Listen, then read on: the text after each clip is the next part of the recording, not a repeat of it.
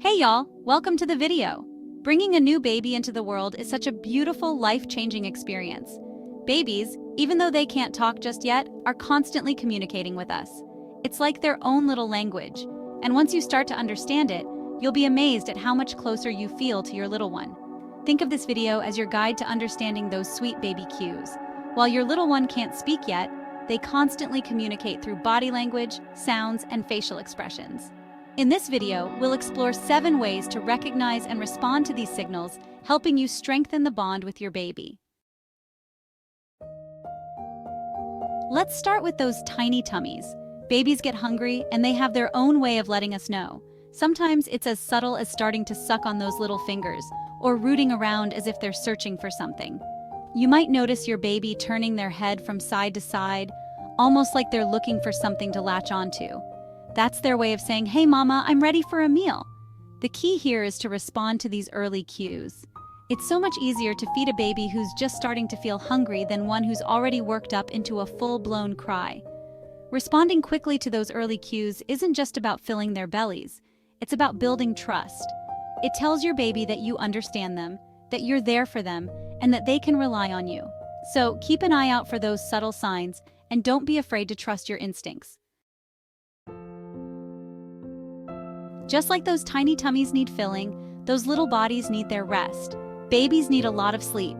Recognizing those sleepy cues is like finding little treasures throughout the day. One of the biggest giveaways is yawning. You might also notice them rubbing their eyes, getting a little fussy, or even just staring off into space. And just like with those hunger cues, the key is to respond quickly.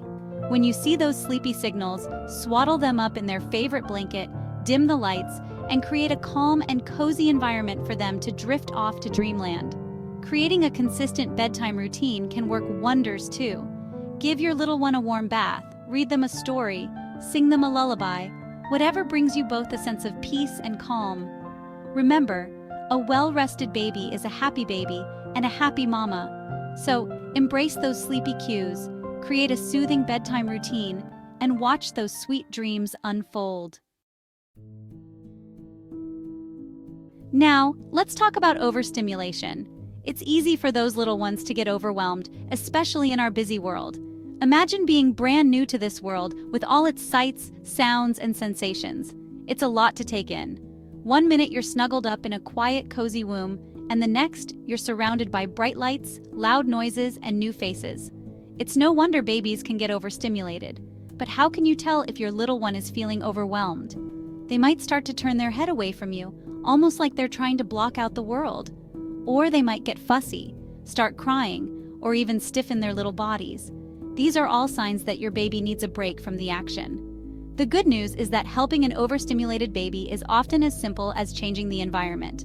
Try taking them to a quieter room, dimming the lights, and speaking in a soft, soothing voice. Sometimes all it takes is a little bit of rocking, a gentle shushing sound, or even just holding them close and letting them feel your heartbeat.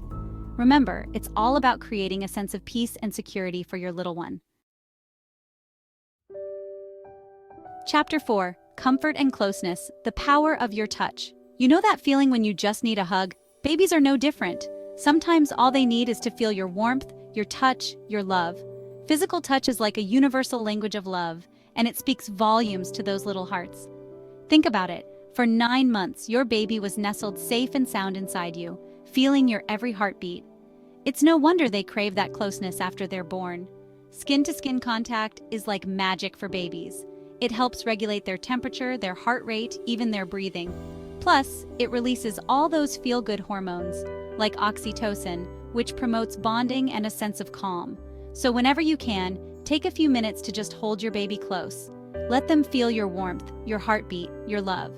It's amazing how those simple moments of connection can soothe even the fussiest of babies. Remember, you are your baby's safe haven, their source of comfort and security.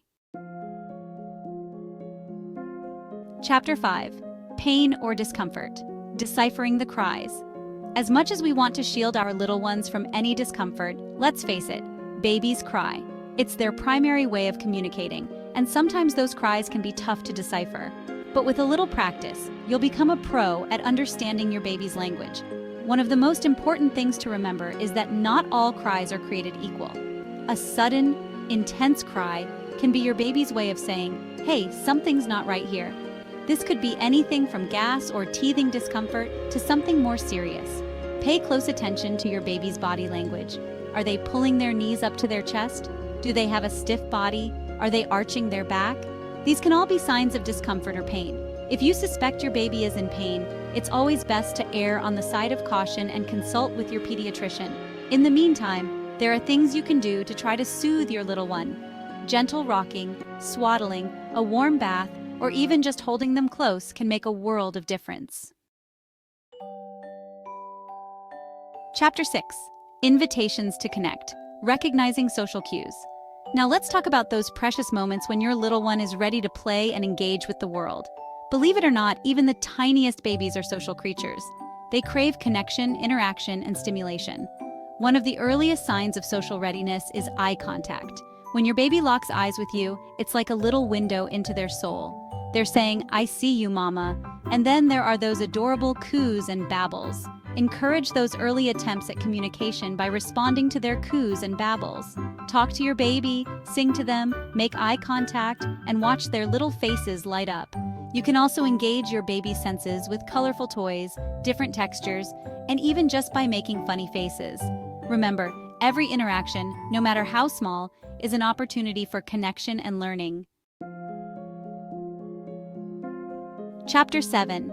Mirroring emotions. Building emotional intelligence. Did you know that even from a very young age, babies are incredibly attuned to our emotions? It's like they have a sixth sense for picking up on our moods and feelings. When you're feeling stressed or anxious, your baby can probably sense it. And on the flip side, when you're feeling happy and content, your baby can feel that too. When you interact with your baby, try to be present, engaged, and positive.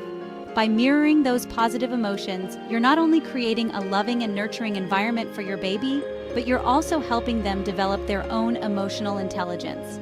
You're teaching them how to read emotions, how to regulate their own feelings, and how to build healthy relationships. Isn't it amazing how much those little ones communicate without ever saying a word? Just remember, parenting is a journey, not a destination. There will be ups and downs, triumphs and challenges, but through it all, the most important thing is to keep that line of communication open. By recognizing these 7 important baby cues, you can better understand your little one and respond in a way that promotes security and trust. Thank you for watching. Don't forget to like, subscribe, and share for more parenting insights and baby care tips.